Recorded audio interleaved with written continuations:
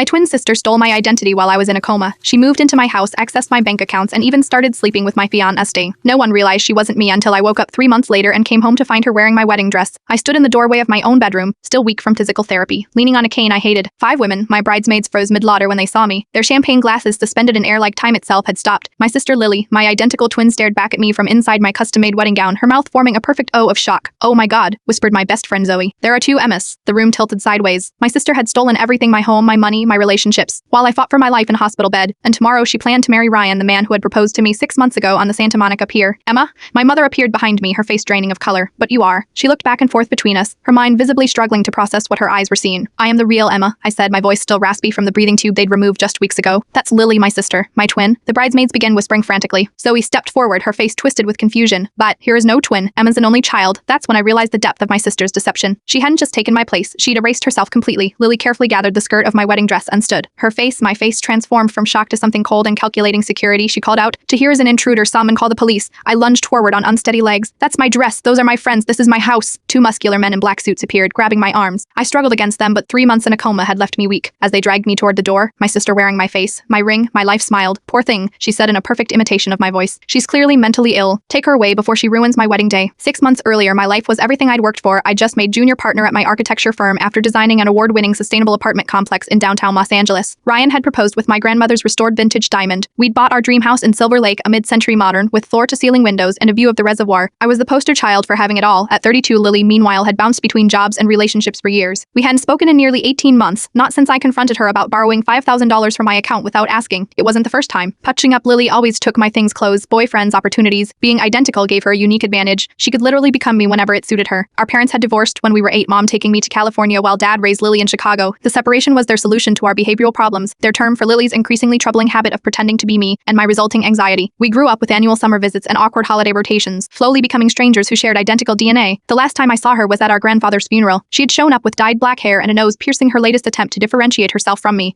We argued in the church bathroom about money she claimed Dad had promised her from the inheritance, but had given to me instead. I told her to get her life together and stop blaming others for her problems. She slapped me so hard my ear rang for hours. I thought that was our final goodbye. I was wrong. 2 weeks before my accident, Lily called out of the blue, saying she needed a fresh start. Could she come stay for a few weeks just until she found an apartment and a job? I hesitated. Ryan and I were deep in wedding planning, but something in her voice sounded sincere, desperate. I convinced myself this was a chance to repair our relationship before starting my own family. "Just 2 weeks," I told her, "and you need to respect our boundaries." She arrived 3 days later, hair dyed back to our natural honey blonde, nose piercing removed. The resemblance was uncanny again. Ryan commented on it at dinner that first night, how he'd never realized just how identical we were. "Most people can't tell us apart," Lily said, smiling. "When we were kids, we used to switch places all the time. It drove our teachers crazy." I laughed uncomfortably. "We're not kids anymore." Looking back, I should have seen the way she watched me, studied me. Those first few days, how she asked pointed questions about my daily routines, my passwords, my clients, how she carefully examined my closet, my jewelry, my medicine cabinet, but I was distracted by work and wedding details. And then came the accident. I was heading to a client meeting on my electric bike when a car ran a red light. The impact threw me 20 feet, my helmet cracked on the pavement. Then darkness. I remember nothing of the next 3 months. I woke up confused in a sterile hospital room, tubes snaking from my arms, a breathing apparatus strapped to my face. The giving machine sounded distant underwater. A nurse noticed my open eyes and rushed to my side. "She's awake," she called out. "Page Dr. Mita immediately." Time blurred. Doctors examined me, explaining traumatic brain injury, medically induced coma, and the long recovery ahead. When they finally removed the breathing tube, my first raspy word was, "Ryan," but Ryan didn't come. Not that day or the next. My mother appeared, her face a mixture of shock and something I couldn't quite identify. "Guilt.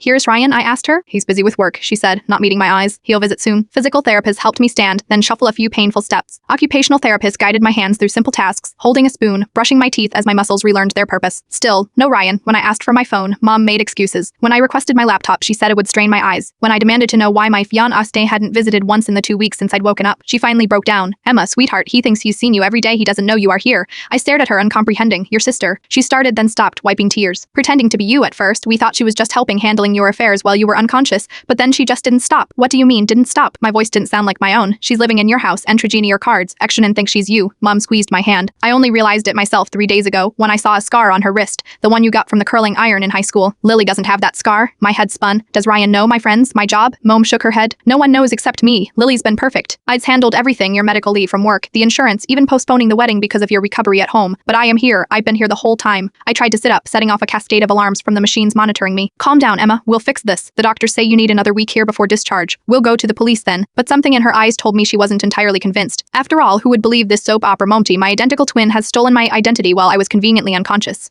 It sounded insane. That night, I convinced a night shift nurse to let me use the hospital computer to check email. Instead, I looked at my own social media accounts. There I was, except it wasn't me smiling in recent recent photos, Lily, as Emma posting about my recovery journey after my accident, pictures of her with Ryan, with my friends in my house, comments from well-wishers congratulating me on my resilience, my entire life continuing without me. I checked my work email next. Lily had been corresponding with my colleagues, my clients. She'd even submitted design revisions for my project's passable work, from what I could tell, though lacking my aesthetic touch. How had no one noticed? The truth was devastating. My sister didn't just look like me. She'd studied me, observed me, known me better than anyone, and she'd slipped into my life so seamlessly that even the people closest to me hadn't recognized the difference. The next morning, I checked myself out against medical advice. The doctors protested, but I was legally competent and physically stable enough to leave. Mom begged me to wait to let her call the police first, but I couldn't spend another second in that hospital while Lily lived my life. I had to see for myself. I took a rideshare to my house, using the emergency credit card Mom had brought me. The driver kept glancing at me in the rearview mirror, probably wondering about my hospital bracelet and unwashed hair.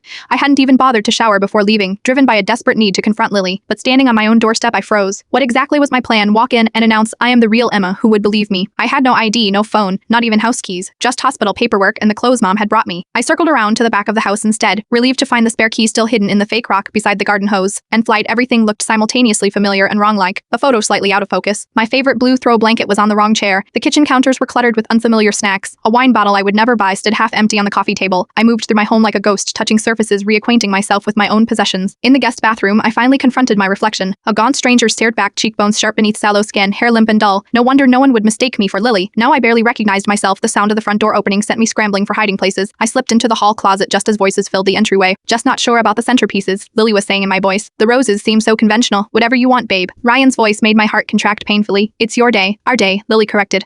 And I could hear the smile in her voice. I peered through the slats in the closet door. Ryan looked the same, tall, dark-haired, the slight crook in his nose from a college soccer injury. He kissed Lily, kissed who he thought was me, and I had to press my fist against my mouth to keep from screaming. They moved to the kitchen, still discussing wedding details. I couldn't believe it. The wedding was still happening. My wedding. When they went upstairs, I slipped out of the closet and into Ryan's home office. His laptop was open, and I frantically searched through email and documents for answers. What I found shattered any remaining illusions. Ryan had been working with Lily for weeks, not just accepting her as me, but actively helping her maintain the deception. Emails between them used separate accounts, his regular address and one I didn't recognize that had to be Lily's. They discussed keeping up appearances and managing the situation. In one exchange, he asked if she was sure she won't wake up before we're legally married. She, me, they were waiting for my death, or at least for my continued absence. Another email thread revealed their financial planning. Lily and Ryan had already transferred substantial amounts from my accounts. They'd put my house on the market, listing it as pending with a close date the week after their wedding. They were liquidating my entire life. I was so absorbed in my discovery that I didn't hear the footsteps until it was too late. The office door swung open and Ryan stood there staring at me in shock. Emma, he whispered. Then his expression changed, hardened. Number Lily. The fact that he could tell us apart in that moment when I looked nothing like the healthy, polished woman upstairs confirmed everything he had known all along. I asked, my voice trembling, how long have you been helping her steal my life? Instead of answering, he lunged for the desk phone. I grabbed the heavy crystal paperweight beside the laptop, a gift I'd given him last Christmas, and swung it without thinking. It connected with his temple with a sickening crack. He staggered, then crumpled to the floor. Panic seized me. Had I killed him? I dropped to my knees, fingers searching for a pulse. It was there, strong against my fingertips, just unconscious. Ryan. I went to Zoe's apartment, but she wasn't home. I tried my colleague Miguel next, but he took one look at me through his video doorbell and threatened to call security. No one would see me. Believe me, help me. I was a stranger wearing a vague resemblance to someone they knew. Out of options, I used Mom's credit card to check into a cheap motel near the freeway. I needed time to think, to plan Lily, and Ryan wouldn't report my appearance or the assault. That would mean explaining there were two Emmas. They would handle it quietly, increase security maybe. The wedding was in 3 days, they'd be extra vigilant until then. I spent that night alternating between despair and rage, using the motel's ancient computer to access any accounts Lily might have forgotten to change passwords. For most were locked to me, but my old college email still worked. I sent desperate messages to friends, but only received confused replies asking if I was having some kind of breakdown. The next morning, I called Detective Andrea Santos, a client his police station renovation I designed the year before. I didn't expect her to believe my identity theft story, but I thought she might at least agree to meet me based on our previous professional relationship. To my surprise, she suggested coffee that afternoon. I'm not sure I would have recognized you, she said when I slid into the booth across from her. Her eyes cataloged the changes in my appearance with professional detachment. That's kind of the problem, I replied. I told her everything, from waking up in the hospital to discovering Ryan and Lily's conspiracy. She listened without interrupting, her expression neutral. You have to admit, she said when I finished. It sounds implausible. I know, I wrapped my hands around my coffee mug, but it's the truth. Do you have any proof you are Emma Caldwell and not Lily? My fingerprints, DNA, medical records from the hospital? She nodded. Those would help, but establishing your identity only solves part of the problem. Even if we prove you are Emma, here is the matter of consent. Your sister could claim you gave her permission to handle your affairs while you recovered,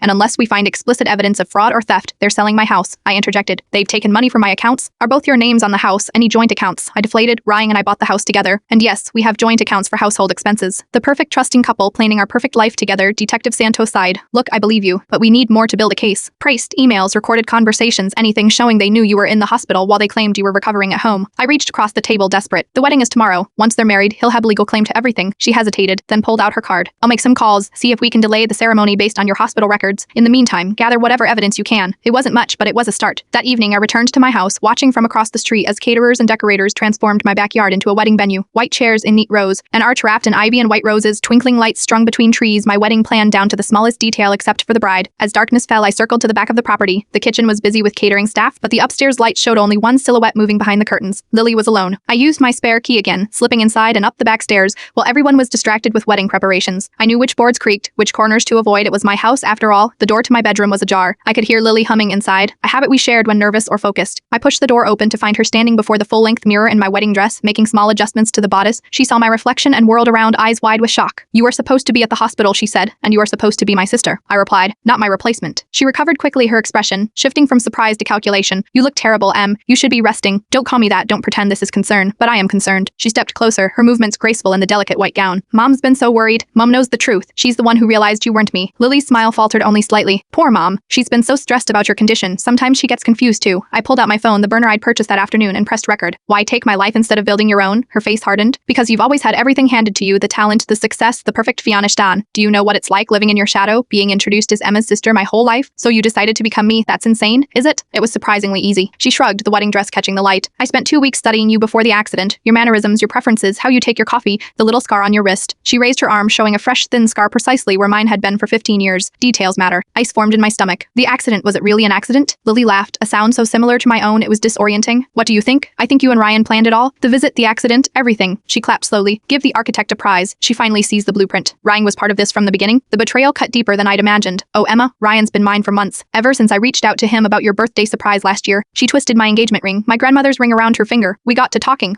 We had a lot in common. Namely, a mutual interest in your assets and a mutual dissatisfaction with you. He loved me," I insisted, but even to my own ears it sounded hollow. "He loved your success, your money, your house. When he realized he could have all that without you." She shrugged again. "Men are simple creatures. I'll go to the police. I'll stop the wedding." "With what proof? You look nothing like me, like Emma, anymore. You have no ID, no friends who'll vouch for you. You are just some unstable woman making wild accusations." Her smile turned pitying. "An identical twin stealing her sister's identity while she's in a coma?" She laughed. "It sounds like a bad movie plot." She was right, and we both knew it. Without hard evidence, it was her word against mine, and currently she had all the credibility. The sound of car doors closing outside broke our standoff. Voices drifted up, rhymes among them. "The rehearsal dinner," Lily said. "You should go. Unless you want to explain to everyone why there are two Emmas." I backed toward the door, still recording. "This isn't over." "It was over the moment that car hit you," she replied, turning back to the mirror. "You just didn't know it yet." I spent that night in my car outside the house, watching as the rehearsal dinner evolved into an impromptu pre-wedding celebration through the windows. I could see Lily laughing, accepting congratulations, clinging to Ryan's arm. My friends, people I'd known for years, surrounded her, oblivious to the impostor in their midst. By morning, my anger had crystallized into resolve. Detective Santos had texted that she couldn't legally stop the wedding based solely on my claims, but she was working on obtaining my hospital records. Too little, too late. I watched the wedding preparations accelerate. Florists arriving at dawn, caterers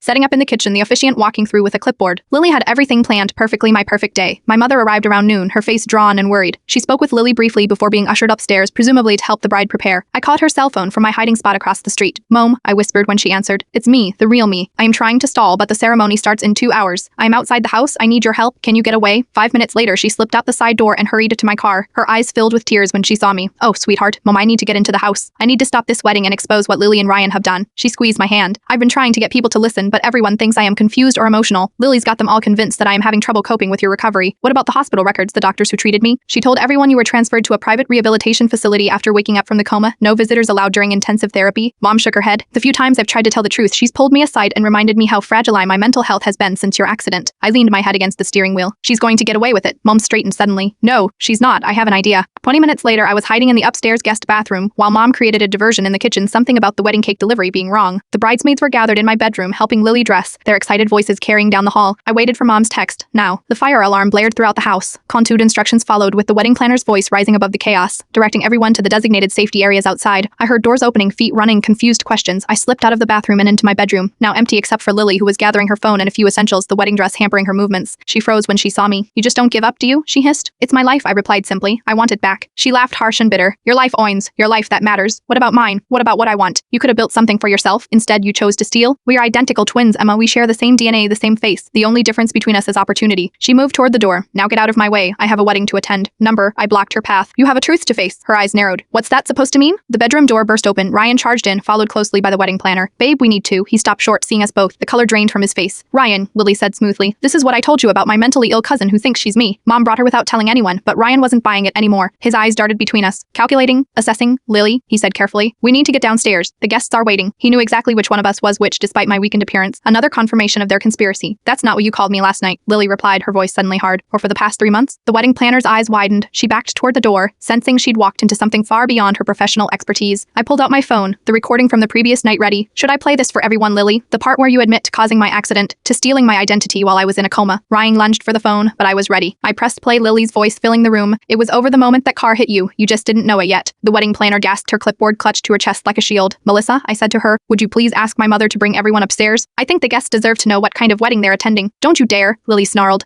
But it was too late. Melissa was already backing out the door, her professional composure shattered. Ryan grabbed my arm, his fingers digging painfully into my skin. You are ruining everything. You did that yourselves when you tried to kill me. His face contorted with rage. He shoved me hard against the wall, my head snapping back to hit the plaster. Stars exploded behind my eyes. Ryan, stop, Lily shouted. Not here, not now. But he was beyond reason, his careful plans disintegrating before his eyes. His hands found my throat, squeezing, cutting off my air. I clawed at his arms, panic rising as my vision began to darken at the edges. Suddenly, the pressure released. Ryan staggered backward, collapsing to his knees. Behind him stood my mother, a heavy crystal vase in her hands, its edge now cracked. Get away from my daughter, she said, her voice deadly calm. Voices and footsteps filled the hallway. Zoe appeared in the doorway first, her bridesmaid dress wrinkled from the evacuation. She took in the scene 2 identical women, one in a wedding dress, the other gasping for breath. Ryan on his knees, blood trickling from his scalp, my mother standing over him with a broken vase. What the hell is going on, she demanded. More faces appeared behind her, the other bridesmaids, the best man guests who'd followed the commotion. A murmur of confusion swept through the crowd. My twin sister, I said, my boy's horse from Ryan's assault, has been impersonating me for the past 3 months while I was in a coma. She and Ryan planned it all, including the accident that nearly killed me. That's insane, Lily protested, but her composure was cracking. Tell them, Ryan. Tell them she's lying. But Ryan remained silent, his eyes calculating his remaining options. Detective Santos pushed through the crowd, badge in hand. Emma Caldwell? She asked, looking at me. I nodded, relief washing over me. Lily Caldwell? She turned to my sister. Lily lifted her chin defiantly. I am Emma. She's Lily. She's always been jealous of me. I received the hospital records confirming Emma Caldwell was in a coma at Cedars. Sign until 3 weeks ago. Mare with fingerprints, which I'll ask you both to provide now. Lily's face crumpled. She looked at Ryan, but he wouldn't meet her eyes. In that moment, I almost pitied her. Lily Caldwell, you are under arrest for identity theft, fraud, and conspiracy to commit attempted murder, Santos said. Ryan Evans, you are under arrest for conspiracy to commit attempted murder and assault. You both have the right to remain silent, as they were led away in handcuffs. Lily still in my wedding dress. The guests erupted in shocked conversations. I leaned against the wall, exhaustion overtaking me. It was over. I had my name back, my identity, but nothing would ever be the same. 6 months later, I stood in the empty house, watching the moving company load the last of my furniture onto their truck. The sold sign in the yard swayed gently in the breeze, a clean break, a fresh start. Lily and Ryan had both taken plea deals. The evidence against them was overwhelming once Detective Santos obtained my phone recording, security camera footage from nearby businesses showing them together on the day of my accident, and financial records revealing their systematic draining of my accounts. The hardest part wasn't the legal battles or even the physical recovery. It was the looks on my friends' faces when they realized they hadn't noticed the switch, the subtle differences between Lily and me that they should have recognized, preferences forgotten, inside jokes missed, small habits overlooked. I don't understand how I didn't know, Zoe had said, tears streaming down her face. She wasn't you, I should have known. But the truth was more complicated. Lily had studied me meticulously. She'd chosen which parts of my personality to keep, which to alter slightly. She'd been the version of me that people wanted to see, more agreeable, less stubborn, always available. In some ways they had preferred her. Mom came to stand beside me, her arm slipping around my waist. Ready? I nodded. The new condo in San Diego with waiting smaller but mine alone. A architecture firm there had offered me a position after hearing my story, impressed by my resilience. Or maybe they just wanted the notoriety of hiring the twin switch woman, as the media had dubbed me. Either way, it was an opportunity to rebuild. Have you decided about the visitation request? Mom asked gently. Lily had been writing me letters from prison, apologies mixed with justifications, pleas for forgiveness tangled with subtle blame. Last week, she'd formally requested a visit. Not yet, I said. The truth was, I didn't know if I would ever be ready to face her again. We shared identical DNA, identical faces. We had literally started life as a single cell that split in two. Yet somehow we become such different people. Or had we? The question haunted me. Was Lily's capacity for deception and betrayal something I carried within me too? Were her choices ones I might have made under different circumstances? My phone buzzed with a text from Miguel, my former colleague who had become a steadfast friend once the truth emerged. He was driving down to San Diego next weekend to help me settle in, maybe check out some local architecture. His support had been unexpected but welcome. You don't have to decide now, Mom said, interrupting my thoughts. About Lily, I mean. I nodded, watching as the movers closed the truck doors, signaling the final departure from my old life. I know. I took one last look at the house that had contained so many versions of me, the successful architect, the excited bride, to be, the betrayed victim, the determined survivor. But eventually, I'll have to face her. Not for her sake, but for mine. Because as long as Lily remained a monster in my mind, I would never fully heal. I needed to see her as she truly was, a damaged woman who had made terrible choices, not some evil twin from a nightmare. Mom squeezed my hand. Whatever you decide, I'll be there. We walked to my car, parked at the curb for the last time. As I slid into the driver's seat, I caught a glimpse of myself in the rearview mirror. My hair had grown back, the color returning to my cheeks. I looked like myself I'd been before. There was a wariness in my eyes now, a hard-earned wisdom. I had a dream about her last night, I admitted as we pulled away from the curb. We were kids again, playing in Jerema's backyard, stating clothes, pretending to be each other. It was so real. You were always better at being Lily than she was at being you, even back then. What do you mean? When you pretended to be her, you'd include all her flaws, the way she bit her nails when nervous, how she couldn't